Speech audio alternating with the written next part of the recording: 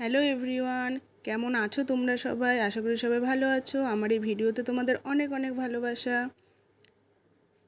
আজ আমি তোমাদের সাথে শেয়ার করব কিভাবে আমি বেগুনি আর কুমড়ানি তৈরি করি। তো তার জন্য আমি কিছুটা মশলা রেডি করে নেব।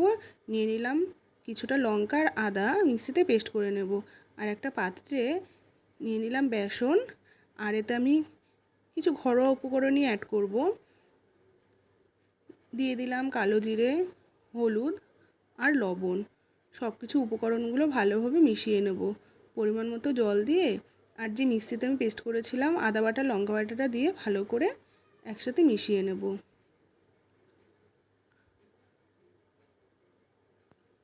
তো তোমরা আমার এই ভিডিওটি কে কোথা থেকে দেখছো অবশ্যই কমেন্ট করে জানিও। আর যারা পেজে নতুন তারা পেজটাতে ফলো করে দিও। তো এক এক করে বেগুনি আর কুমড়ানিগুলো ভেজে নিচ্ছি।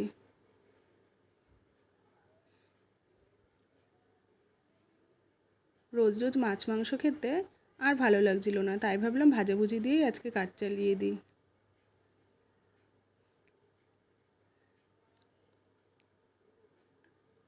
শুধুতে যে আমি আজকে ভাজাভুজি রান্না করছিলাম তা না, আজ আমি রান্না করেছিলাম ডাল করেছিলাম, কুমড়োর শাক করেছিলাম,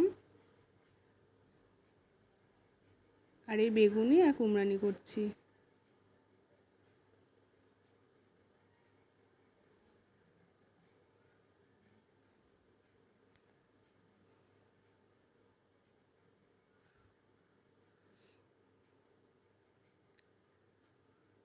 তো আমি বেগুনগুলোকে ভালো আমি কাটতে পারিনি, তো যেমন কেটেছি সেমনভাবেই করছি। তো আমি দেখো একটা বেগুন আর একটা কুমড়ো কিন্তু ভেজে নিয়েছিলাম। দেখো ভাজাটা কিন্তু রেডি হয়ে গেছে।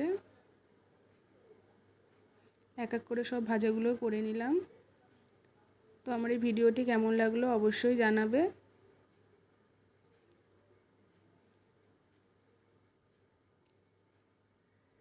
চলে আসবো আর একটা পরবর্তী ভিডিওতে। আজকের মতো টাটা।